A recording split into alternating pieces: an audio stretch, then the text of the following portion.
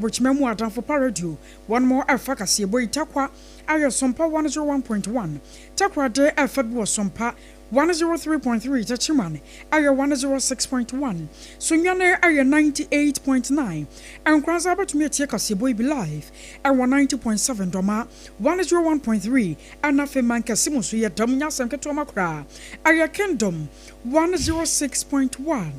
Kingdom 106.1 and no our mankasim and a decoder national tune radio in our so and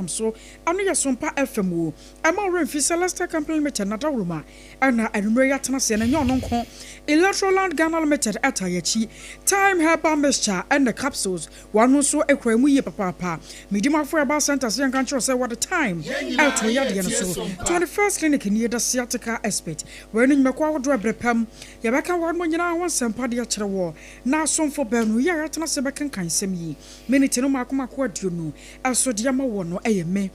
akosua agyewa kodie boaten mene oba pa nana ya ka kire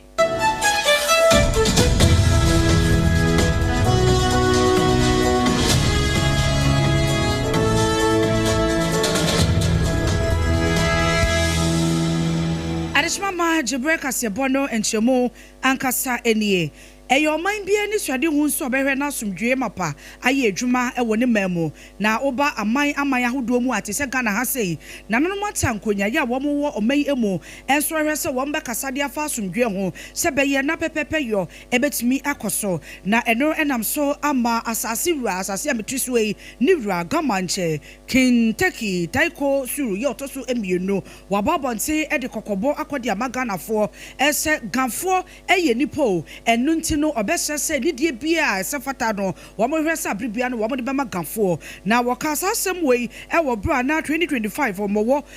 celebration bi ekoso e wo pon e na ode sa asem tudwa na wo to so echem se sawba eye no mata nkonya ya wo mo e wo gan ase ya wo mo epese asumdwe eye adwuma enti abibia obehu ohini bia owadwabo bia ase no na o kasa dia fa asumdwe ho nanso no se nipa bi asase yi wo mutia wo mo pese wo mo kasa di tia gafo na eno no wo kyese nya de a wo betena se ama fonfon adane kwaye no nti no wo di kan e de won ye di kan kra e de amaganafo se wo se wo mo e de enidie eni obuo e mapa e de magafo wo se se wo ba eye ganhase ya kase biye e bi wo no mani afrafrafo ho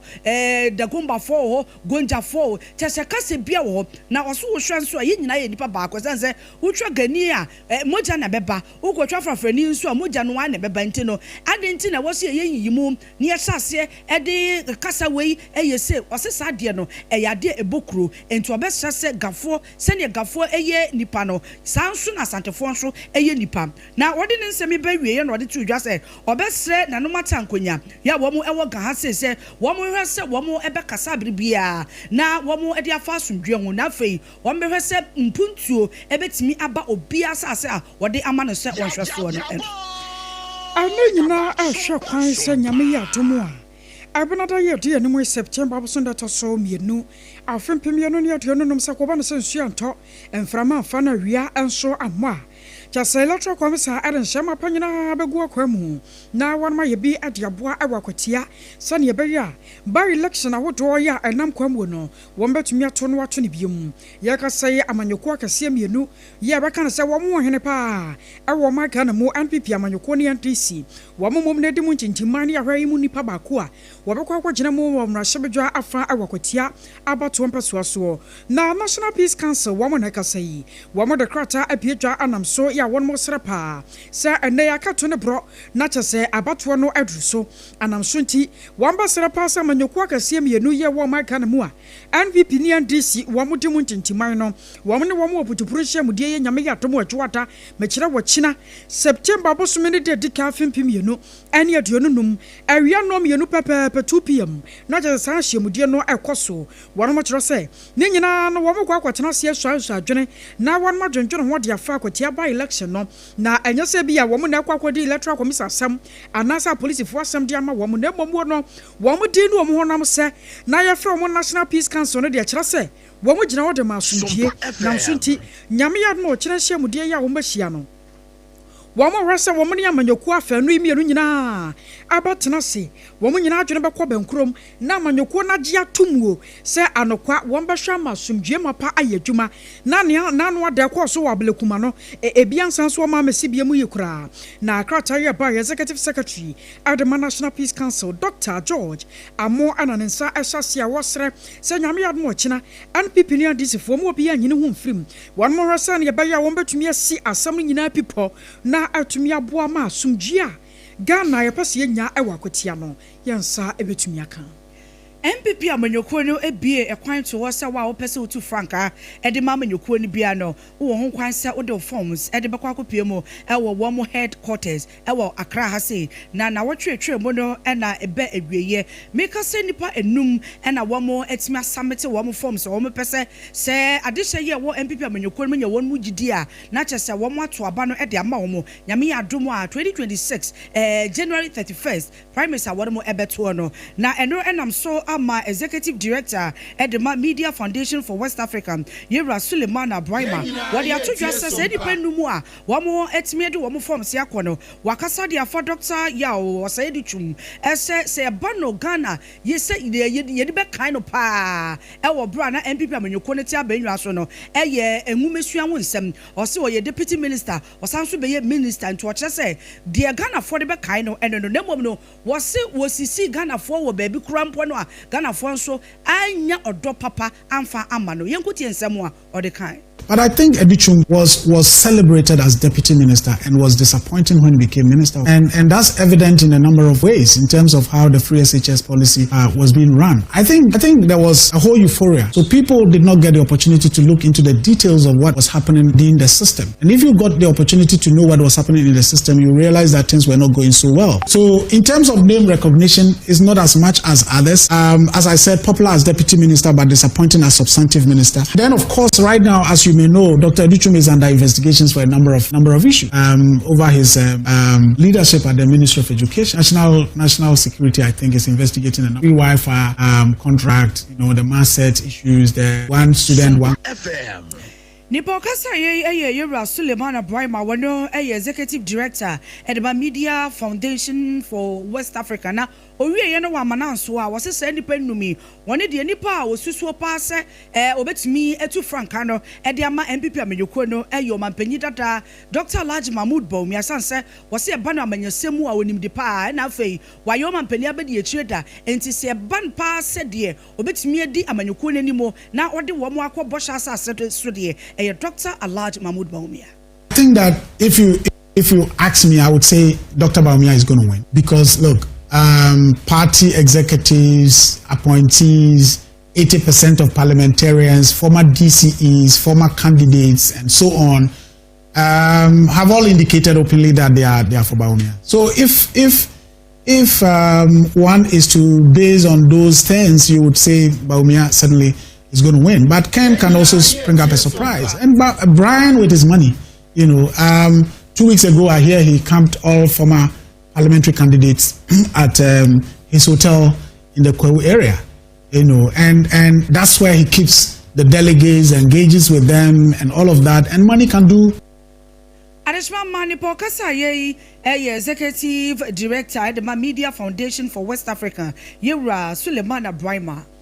Na ampanyufo ya sebere wan mai wo muti wo NPP amanyɔkuo no mu a yɛhwɛ mo no yayi ba ko nyame adoma January ya besim wo no ananam so ama deputy director of elections and IT Adama NDC amanyɔkuo no Yewra Rashid Tanko computer anan watum na ready kokɔbɔ pa no de ma NPP amanyɔkuo na kyerɛ sɛ wɔn nko na dwunkyerɛ mu a yɛsɛ adwunkyerɛ wo te sɛ hwene ɛsono bia nda de yɛ ta ne mu na so bia de fata ne pa na wɔbɛsrɛ sɛ NPP amanyɔkuo no wɔn sɛ kasatwitwia bi ani ade ade ne na mu an yɛkyɛ sɛ ɛwɔ mu ana so bia to de afa wei sɛ we kura anya ɛyɛ nipa so masi ɛna we kura so ɛna ma basabasa yɛ bi kɔ so ɛwɔ nkronkro awodo ne de kaka ho wɔsasa sansam no ene wɔm de namuo we muslimi ni we christian ade ade no ɛnya de ɛbɛboa wɔm kura ama amanyɔkuo na tumi ade nim nam so nti wɔsra NPP amanyɔkuo na wɔm sɛ wɔm aka amanyɔkuo akɛse a wɔm wɔ maga na ho de na no so nkyerɛ sɛ wɔm yɛ ade anya wɔn Rashid Tanko no ɔnkasa ɛmfɛntia.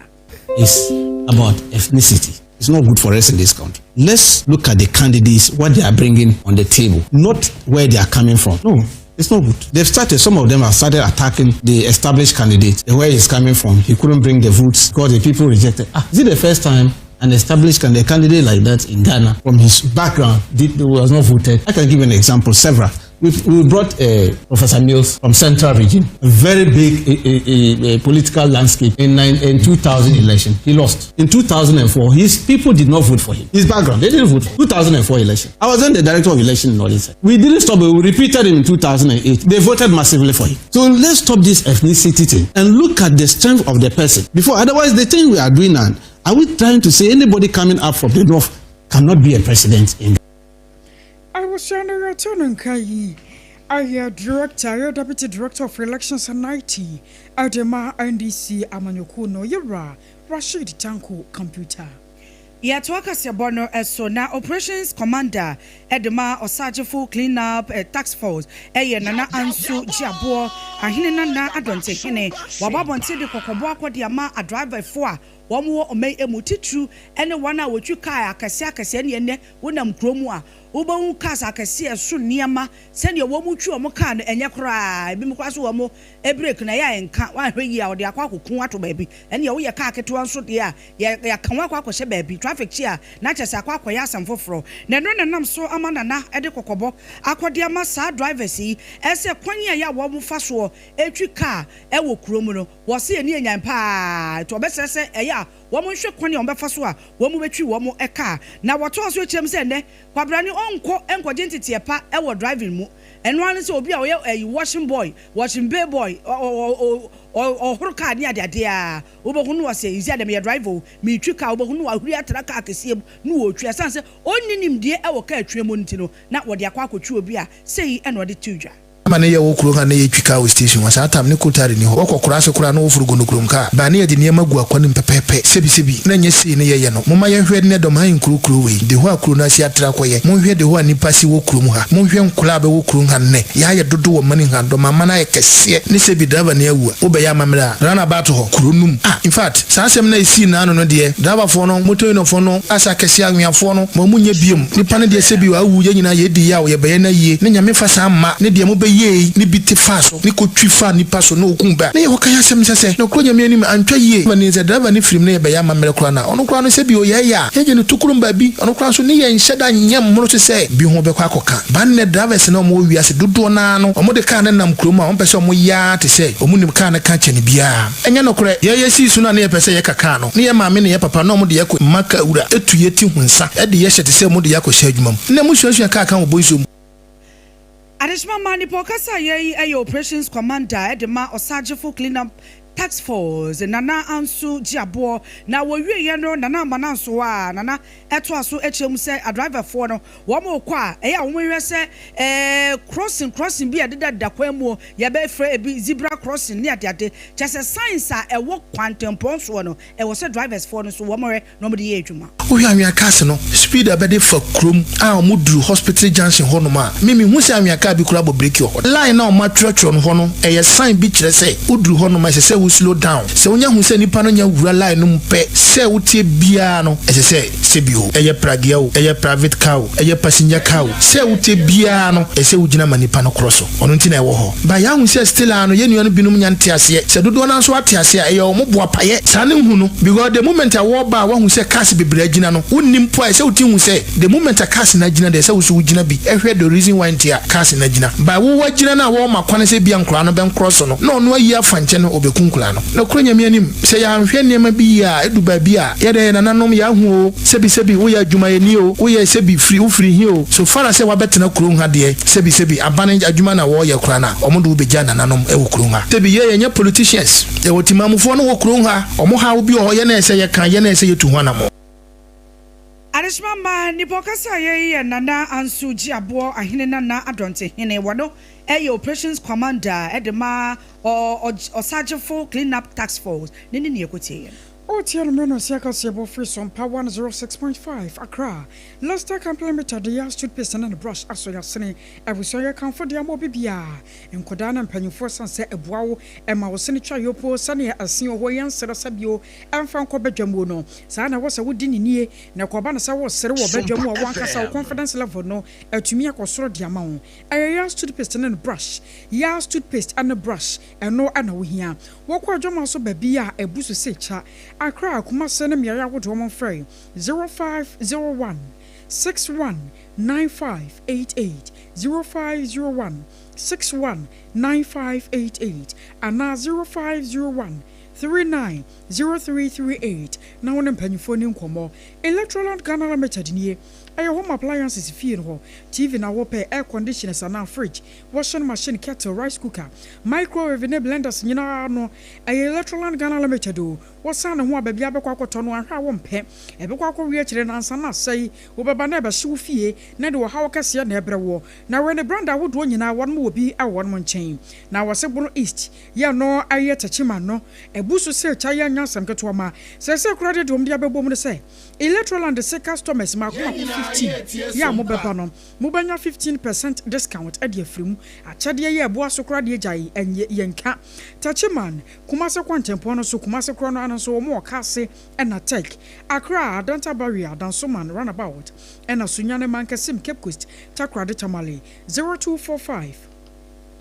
949495 0245 949495 Dr. when at the time atu yadeɛ so ayemedimafo eba center asem na meka no wɔkɔ ACCRA apokua Mayra Kumase agogo wana government school di nhwani mu wakwa wo so pemedimafo eba center Dr. Time da so stroke na ha wo isisi yade waposo na ya wokotodwe ya mama no mpanyimfo awon mu fie no kwa animu no sisie no kotodwe jai se ha wo mo ani sanse fie no kwa animu enti dana da nyina yade empamu ada wokwa medimafo eba center nchen ya Dr. the Time otoso yade ne betu se hum de afiriwa ansa mapiem kidney failure nyina da mojabroso awo mu nsem wo hwe no de hu dwuma 0244 77 4282 0244 77 4282 and 0500 7272 15. Ene eba yade a ye friend sciatica ayasabia baako a tese Ghana yagie tumuo na abai no enso de ne stamp esiso ese ye de a won betimi etu ase a 21st clinic ene enkofo bebre no a ene wo musu aye ne ye de adoma che de ne ame na de che ye enti medofo se ba ne se o sciatica yade no watena wa ene nkoda wo mu de enwum to okra no wo mu to a ne ade be ba cho yade ebetimi a ha papa Modia say woto asenti no etwetwe a na che se ekwofa oni pedue no mu sisi ne ade a sciatica yade no ameka ho asem ano no Modia say wo de beko 21st clinic wo mu wedru wo ho mo de kan wo amedofo wo beton ntem papa emfa nkwa ko baby mi engine no ensa mfa masse e mesa wo yade ne o de ba waso be ye Modia say ehase a na de akọ 21st clinic na wo mu ntu ase emfa ema 21st clinic ye ba ya che ne enkrobata no eye du enum 15 branches e wo Ghana hafa na ba bia me ba cho ACCRA ha se de Modia na rere ye e wo Tantra Hill runabout e na wo kotemanso a ye wo Roman Catholic Church won mo a kaso anso New Market e na afei Kumasi ye wo hwa overseas yene SOMPA FM SOMPA TV ena ewo building ba ko musunyan obehu your regional capital